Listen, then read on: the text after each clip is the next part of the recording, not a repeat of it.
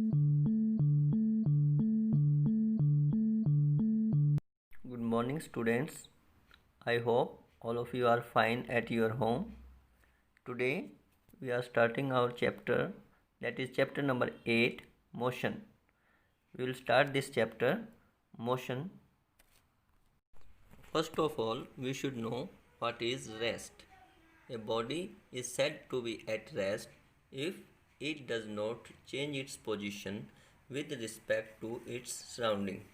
कोई भी ऑब्जेक्ट अपनी सराउंडिंग के अकॉर्डिंग अगर अपनी पोजीशन चेंज नहीं करती तो हम उसको कहते हैं कि वो किस पे है, रेस्ट पे है.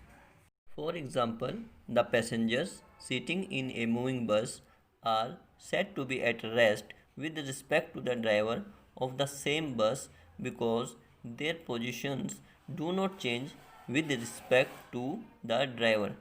उनकी पोजीशन, पैसेंजर की पोजीशन ड्राइवर के रिस्पेक्ट में चेंज नहीं हो रही. So we can say that they are in rest.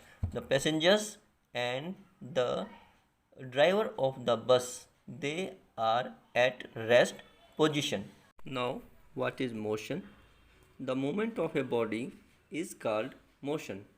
Means a body is said to be in motion when its position changes continuously with respect to a stationary object that is taken as a reference point.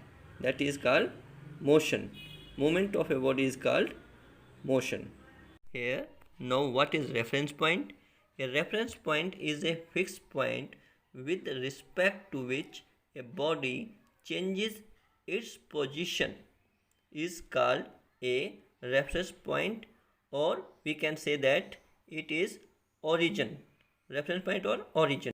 In previous classes, we have read about different types of motion. There are basically three types of motion: translatory, rotatory, and vibratory motion. In translatory motion, a body moves along a straight line. The line may be straight or curved. For example, a car moving in a straight line is a translatory motion. When object rotates about its own axis, then it is called rotatory motion. For example, wheel of a bicycle, fans of a helicopter, and rotation of the earth shows rotatory motion.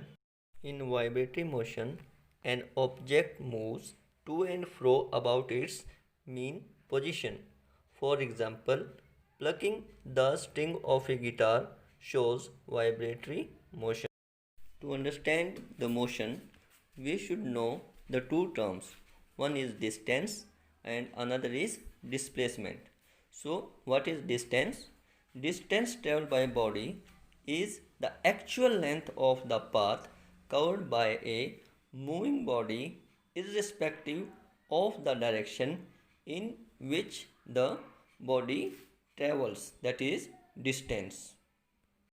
किसी वस्तु द्वारा कितनी भी दूरी तय की गई है, चाहे वो किसी भी दिशा में हो, उसको हम डिस्टेंस कहेंगे. Now displacement, when a body moves from one position to another position, the shortest distance between the initial position and final position of the body along with the direction is known as displacement. This can be clear from the following example. For example, a car initial position is at A and it is to reach at point C, but it takes the route A to B and B to C, means 5 plus 3, that is 8 kilometer. But in case of displacement, it covers from point A to C directly in the east direction. So this shortest distance between initial and final position is called its displacement. So displacement includes direction of the motion. Now physical quantities.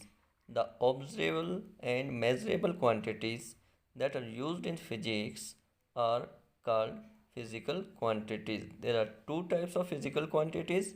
One is scalar quantities and another is vector quantities. Difference between scalar and vector quantities. Scalar quantities are those quantities which have magnitude, means size, or we can say that value, but they are not having any direction.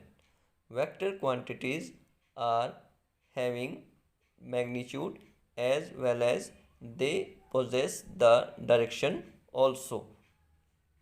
Example of scalar quantities: length, mass, time, electric current, temperature, area, distance, speed, energy, distance, power.